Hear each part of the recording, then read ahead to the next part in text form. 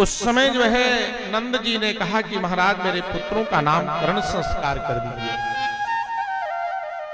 कह कि देखिए नंद जी, मैं जो है जदुवंशियों का कुलगुरु हूं और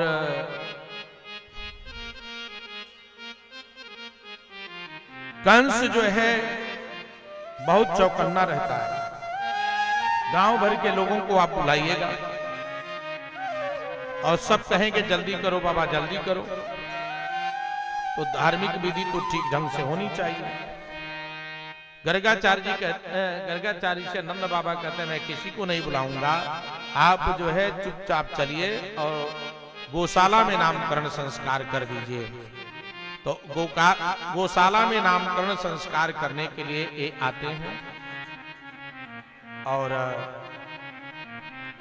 इनका नामकरण संस्कार जो है करने के लिए जब चले तो इनके ज्योतिष विद्या की कसौटी कसी गई कि बाबा कुछ जानते हैं कि नहीं जानते हैं। गर्गाचार्य जी तो रोहिणी के गोदी में कृष्ण को रख दिया गया और यशोदा के गोदी में बलराम को रख दिया गया।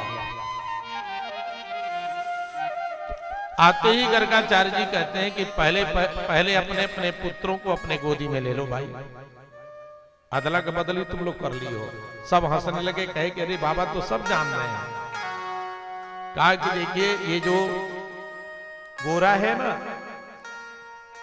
ये रोहिणी का पुत्र है, रोहिणी का पुत्र होने के कारण ये रोहिणी कहलाएगा और इसका नाम जो सभी को आनंदित करेगा, इसलिए इसका नाम राम रखा जाए। और सबका ये जो है बल का निधान होगा, इसलिए इसका नाम एक नाम पड़ेगा बल, दोनों नाम मिलाकर बलराम के नाम से प्रसिद्ध होगा। ये जैसा जैसा नाम होगा काम होगा उसी तरह से नाम इसका होता जाएगा। और बाबा ये जो देख रहे हैं ना ये सांवला सलोना, ये बालक ये नंद बाबा आपका है और ये हमेशा रंग बदल कर आता है। इसने इस बार श्याम रंग धारण किया है, ये सबके मन को आकर्षित करेगा, इसलिए इसका नाम श्री कृष्ण रखा जाए। और यह जैसा जैसा कार्य करेगा उसी तरह से इसके हजारों नाम होंगे। और तो क्या कहें बाबा, यह श्री कृष्ण जो है ना ये मेरे नारायण जैसा है।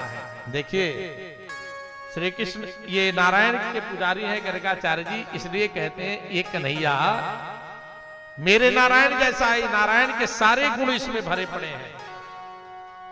तो जो कृष्ण के पुजारी हैं वो कहते हैं कि कन्हैया, अगर कह दिया जाएगा कि कन्हैया नारायण जैसे हैं तो नारायण वरिष्ठ हो जाएंगे। इसलिए कहना तो ये चाहिए कि नारायण श्री कृष्ण जैसे हैं, कारण कि नारायण में 60 गुण है लेकिन कन्हैया में 64 गुण है। महाराज